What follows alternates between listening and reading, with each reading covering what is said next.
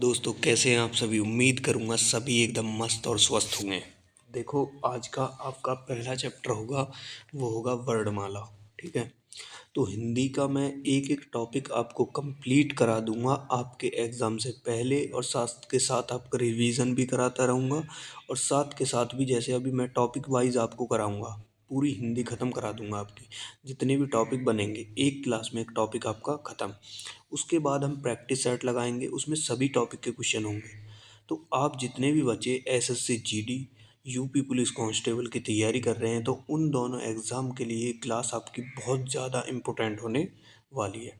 तो सारे क्वेश्चन वही करेंगे जो बार बार एग्ज़ाम में पूछे जाते हैं।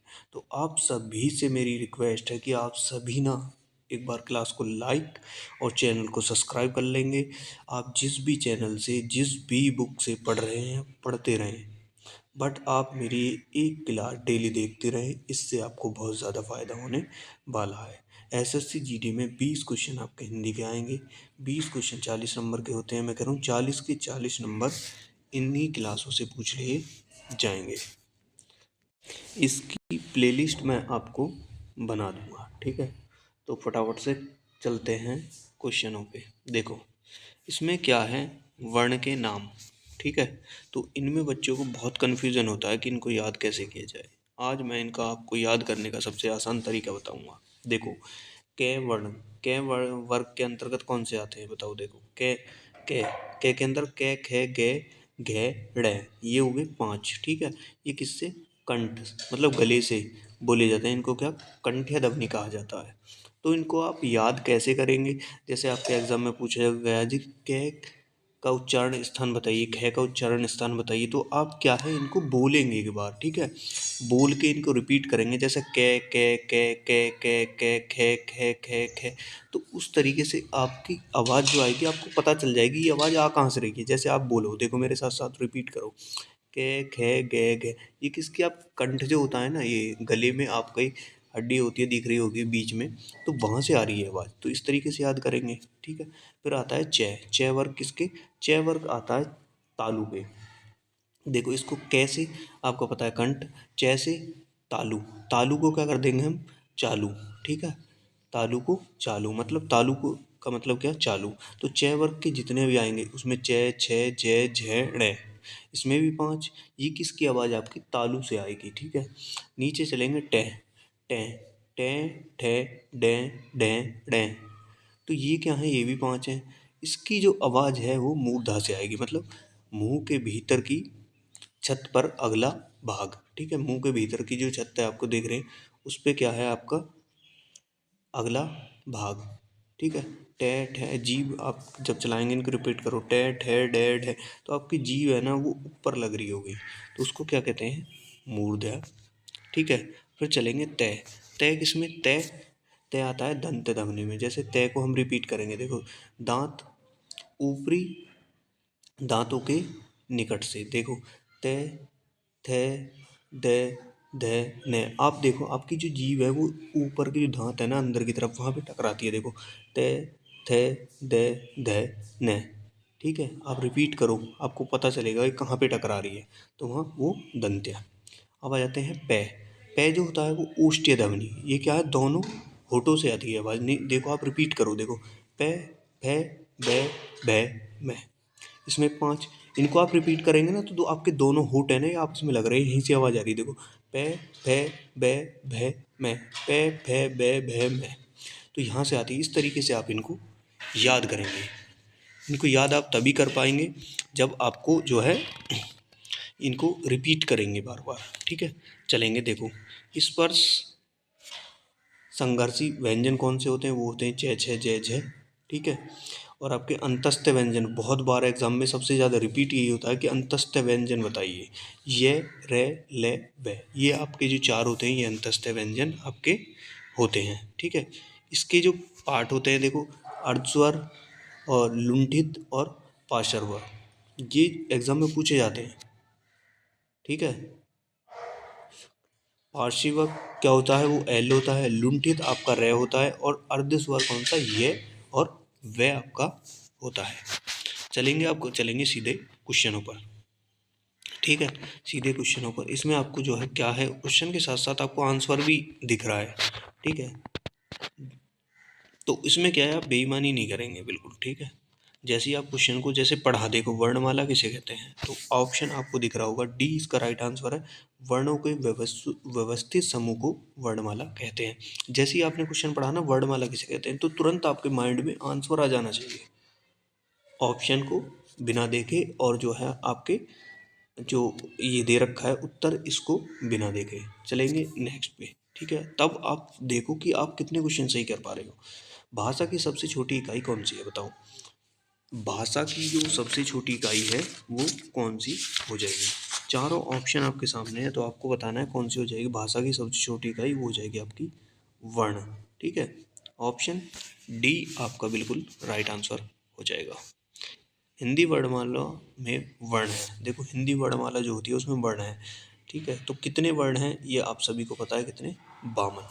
आपको लग रहा होगा क्वेश्चन आसान आ रहे हैं, भाई आसान भी आएंगे हार्ड भी आएंगे, और आपके एग्जाम में यही तो क्वेश्चन पूछे जाते हैं।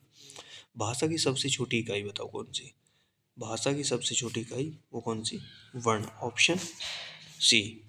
व्यंजन और स्वर के संयुक्त रूप को क्या कहते हैं। व्यंजन और स्वर के संयुक्त रूप को क्या कहते हैं बच्चों, वो अक्षर कहते हैं। हिंदी भाषा में कितने स्वर हैं, हिंदी भाषा में कितने स्वर हैं, ठीक है, ये आपको बतानी, स्वरों की संख्या बतानी कितनी, वो हो जाएंगे बच्चों 11, ऑप्शन बी। हिंदी भाषा में कितने व्यंजन हैं, देखो स्वर 11 हो गए, व्यंजन कितने होंगे ये आपको बताने, और टोटल आपको पता है कितने होते हैं, 52 होते हैं, 52 होते हैं। तो इसमें से इसको माइनस करेंगे कितने, 33 बचेगा आपका, 33 होते हैं, ठीक है। एक से अधिक वर्णों के मेल को क्या कहते हैं। एक से अधिक वर्णों का जो मेल होता है उसे क्या कहेंगे बच्चों, उसे कहेंगे अक्षर, ठीक है। एक से अधिक, हिंदी वर्णमाला में व्यंजनों की संख्या है। व्यंजनों की संख्या देखो फिर से आपको रिपीट होगी, क्योंकि यही क्वेश्चन आपके एग्जाम में पूछे जाएंगे बच्चों, 33, ठीक है। जिसका उच्चारण स्वतंत्रता से होता है और व्यंजन के उच्चारण में सहायक होता है, उसे क्या कहते हैं बताओ। उसे क्या कहेंगे, उसे कहेंगे बच्चों स्वर। ऑप्शन आपका बी राइट आंसर हो जाएगा। चलेंगे नेक्स्ट क्वेश्चन, देखो हिंदी में ध्वनियाँ कितने प्रकार की होती हैं। हिंदियों में जो ध्वनियाँ हैं वो कितने प्रकार की आपकी होती हैं, तो कितने, 2 प्रकार की आपकी हो जाएंगी। वर्णमाला में स्पर्श व्यंजनों की संख्या कितनी है। वर्णमाला में स्पर्श व्यंजनों की संख्या कितनी हो जाएगी, वो आपकी 25 हो जाएगी। भाषा की सार्थक एवं लघुत्तम इकाई किसे माना जाता है, सार्थक भी और लघुत्तम, ठीक है। तो कौन सी होती है, वो होती है कौन सी, वो क्या आपकी शब्द, ऑप्शन ए। लिपि चिन्हों के क्रमबद्ध समूह को क्या कहते हैं, तो क्या कहेंगे वर्णमाला। क्वेश्चन आपको घुमा फिरा के पूछेगा लेकिन आंसर वही होगा। वर्णों के समूह को क्या कहते हैं, देखो आ गया भाई, इसको भी क्या, वर्णमाला। हिंदी भाषा में कुल व्यंजन है, देखो व्यंजन का बार बार आपसे पूछा जा रहा है कितना, 33 व्यंजन। भाषा की सबसे छोटी इकाई आपसे तीसरी बार पूछ लिया है क्वेश्चन, वर्ण, ठीक है। निम्न में दीर्घ स्वर है, बताओ दीर्घ स्वर कौन से हो जाएंगे। जो बड़ा ई दिख रहा है ना आपको, ये आपका दीर्घ स्वर आपका हो जाएगा। चलेंगे नेक्स्ट क्वेश्चन नंबर 19, निम्नलिखित में से कौन सा मूल दीर्घ स्वर नहीं है। तो कौन सा नहीं है, ओ, ये आपको दिख रहा है, ये नहीं है, बाकी हो जाएंगे। हिंदी भाषा में हास्य स्वरों की संख्या कितनी होती है। हास्य जो स्वर हैं उनकी संख्या आपको बतानी है कितनी, वो 4 हो जाएगी। और वो कौन से होते हैं वो मैं आपको आगे बताऊंगा। निम्न में दीर्घ स्वर कौन सा है, निम्न में से दीर्घ स्वर कौन सा, आपका आ हो जाएगा, ठीक है। किस स्वर के उच्चारण में दीर्घ स्वर से अधिक समय लगता है, तो कौन से होते हैं, प्लुप्त, ठीक है, प्लुप्त होते हैं। प्लुप्त स्वर कौन सा होगा, बताओ प्लुप्त कौन सा हो जाएगा, वो हो जाएगा आपका ओम, ठीक है। इसके उच्चारण में अधिक समय लगता है, जैसे आपको दिख रहा है ना ओम, ओम इस तरीके से बोला है, तो इसको लंबा खींच दिया इस शब्द को, कौन से, प्लुप्त शब्द हो जाएंगे। हिंदी स्वर का वर्गीकरण जब जीव के भाग के आधार पर किया जाता है, निम्न में इसका कौन सा भेद अंतर्गत नहीं आता। जीव के आधार पर जो इनका वर्गीकरण किया गया है वो 3 प्रकार से किया गया है, ठीक है। वो कौन से हैं 3 प्रकार, वो हो जाएंगे आपके अग्र, मध्य पश। लेकिन ये विवृत स्वर है ना, ये नहीं है इसका भाग।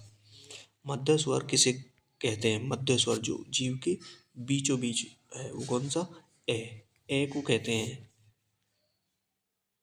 भाषा विज्ञान की दृष्टि से ऊ किस प्रकार का स्वर है? ऊ किस प्रकार का स्वर है? ऊ ऊ ऊ इसको बोलेंगे आप, बोल के भी आप देख सकते हैं कौन सा? पश्य स्वर ऊ। तो कौन से जीव के पिछले भाग से ये जो है बोला जा रहा है, ठीक है, ये हो जाएगा। निम्नलिखित में से कौन सा स्वर संवृत है? स्वर जो है कौन सा है जो संवृत है? वो आपका छोटी इमली हो जाएगा, ठीक है। चलेंगे नेक्स्ट पे। अर्धविवृत स्वर है। अर्धविवृत स्वर कौन सा हो जाएगा? अर्धविवृत स्वर, अर्धविवृत स्वर आपके हो जाएंगे ए, ठीक है। स्वर ध्वनि के प्रकार होते हैं। स्वर जो ध्वनि है इसके आपको प्रकार बताने के, इसके प्रकार होते हैं उपर्युक्त तीनों। देखो, दीर्घ भी होता है, प्लुत भी होता है और हास्य भी होता है। तो ये तीनों बिल्कुल आपका राइट आंसर हो जाएगा। हिंदी की अग्र, अवर्तकार और संवर्त ध्वनि स्वर कौन सा है बताओ? तो कौन सा? वो ई हो जाएगा आपका, ठीक है। इसमें क्या है, देखो मैं आपको पढ़ा रहा हूँ लेकिन आपको भी जो है बुक से पढ़ना पड़ेगा, आपको समझनी पड़ेंगी चीज़ें। लेकिन जो मैं क्वेश्चन करा रहा हूँ ना, यदि आप इनको भी कर लेते हैं तो वर्णमाला से इससे बाहर कोई क्वेश्चन पूछा नहीं जाएगा, ठीक है। स्वर के उच्चारण में लगने वाले समय को क्या कहते हैं? स्वर के उच्चारण में लगने वाले समय को मात्रा कहते हैं। देखो, आपको मास्टर तो बनना नहीं है, आपको लेनी है अपनी जॉब, ठीक है। तो जितना आपके लिए ज़रूरी है उतना मैं आपको पढ़ा रहा हूँ इसमें। वर्णमाला से कोई भी क्वेश्चन आएगा इससे बाहर नहीं जाएगा, ठीक है।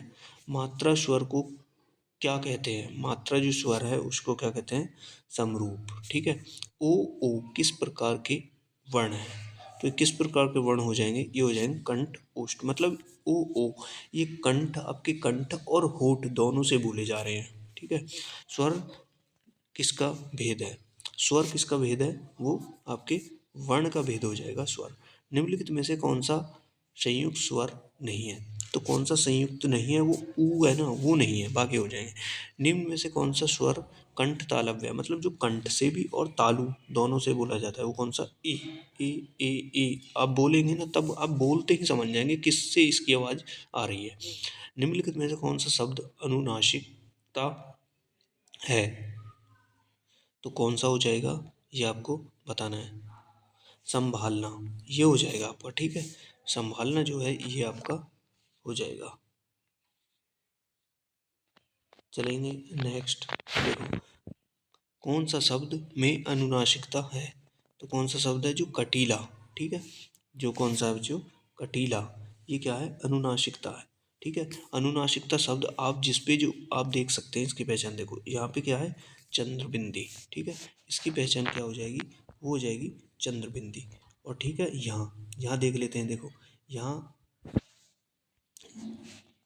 यहाँ आपका, यहाँ कौन सा है? यहाँ आपका हो जाएगा संभालना, ठीक है। चलेंगे नेक्स्ट। लेकिन इसकी पहचान जो है जहाँ आपकी चंद्र बिंदु आ जाए ना, वही है, ठीक है। किस वर्ण का उच्चारण स्थान कंठ तालु है? कंठ और तालु, कंठ और तालु कौन सा? ए ए। इसको बोलेंगे तो आपको पता पड़ेगा ए का उच्चारण स्थान कौन सा? देखो अभी आपने पढ़ा, वो कंठ तालु है। स्वर ए का उच्चारण स्थान कौन सा है? कौन सा? कंठ तालु। इसका भी कौन सा? कंठ तालु हो जाएगा।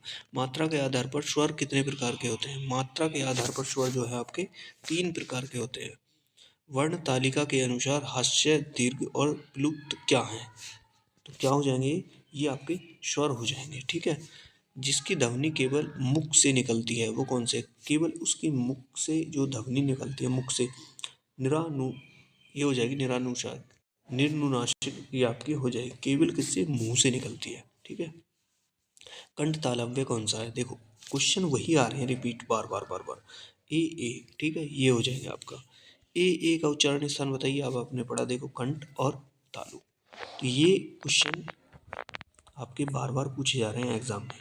लेकिन इस चैप्टर से कोई भी क्वेश्चन आएगा तो इससे बाहर नहीं जाएगा, ठीक है। जितना जरूरी है उतना मैंने आपको बता दिया। निम्नलिखित में से कंठ ध्वनि कौन सी है? बताओ कंठ ध्वनि कौन सी है? कैक है, अभी हमने पढ़ा था कैक है, घे घे, ये कौन सी आपकी कंठ ध्वनि? निम्नलिखित में से हिंदी का कंठ ध्वनि है, हिंदी की कंठ ध्वनि कौन सी हो जाएगी? वो है हो जाएगी, ठीक है। घ का उच्चारण स्थान कैक है, घ आपने पढ़ा किसका? कंठ का से हो जाएगा। निम्न में से कंठ्य वर्ण देखो बताओ, कंठ्या वर्ण आपको बताना है कौन सा। आ है, और जो विसर्ग होते हैं ना सारे, जिनमें ऐसी ऐसी आप देख सकते हैं, ऐसी बिंदी आती है, कौन सी, आपकी कंठ्या ध्वनि हो जाती है। निम्न में से कंठ्या वर्ण कौन सा है बताओ। कंठ्या वर्ण कौन सा, देखो ए आपका कंठ्या वर्ण हो जाएगा। श ध्वनि का उच्चारण स्थान क्या है, श जो ध्वनि है इसका उच्चारण स्थान कौन सा, तालु हो जाएगा। उच्चारण स्थान के आधार पर ड़ व्यंजन है, तो ड़ कौन सा व्यंजन हो जाएगा। अब मैंने आपको तालव्य, ये सब मैंने आपको सबसे पहले पेज है ना उस पर बताए, ठीक है। आपने ध्यान से देखा है नहीं देखा वो आप जानते हैं। हिंदी का श ध्वनि है, श ध्वनि कौन सी, देखो श श श श, ये कहाँ से, तालव्य से आवाज आ रही है। च छ जहण है, तो कौन सा उच्चारण हो जाएगा, च छ जहण, चालू तालु, तालु चालू, तालु चालू। ये मैंने एक ट्रिक बताई थी उसको याद करने की, ठीक है, ये हो जाएगी। निम्नलिखित में से व्यंजनों में से कौन सा व्यंजन उच्चारण तालु से होता है, तालु से, तालु चालू च छ, तो च वाले वर्ड में आ जाएगा च छ, तो चालू तालु, ठीक है। इस तरीके से आपका हो जाएगा। तो जिन लोगों ने अभी भी क्लास को लाइक नहीं किया ना, क्लास को एक बार यार लाइक कर देंगे, शेयर कर देंगे। मिलते हैं नेक्स्ट वीडियो में, तब तक के लिए आप अपना ख्याल रखें और ऐसी ही अपनी तैयारी करते रहें, ठीक है। नमस्कार।